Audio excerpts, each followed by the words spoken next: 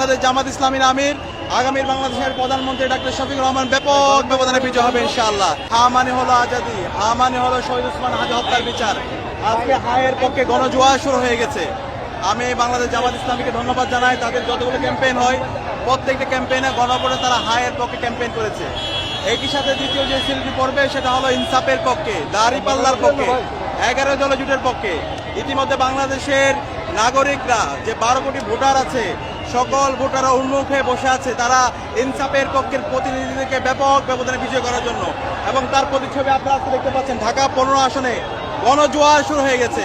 এখন শুধু অপেক্ষা, ইনশাআল্লাহ একটা উৎসবমুখর পরিবেশে অবাধ সুস্থ নিরপেক্ষ নির্বাচনের মাধ্যমে এই ঢাকা 15 আসনে বাংলাদেশ জামাত ইসলামীর আমির, আগামীর বাংলাদেশের প্রধানমন্ত্রী ডক্টর শফিকুর রহমান ব্যাপক ব্যবধানে বিজয় হবে ইনশাআল্লাহ।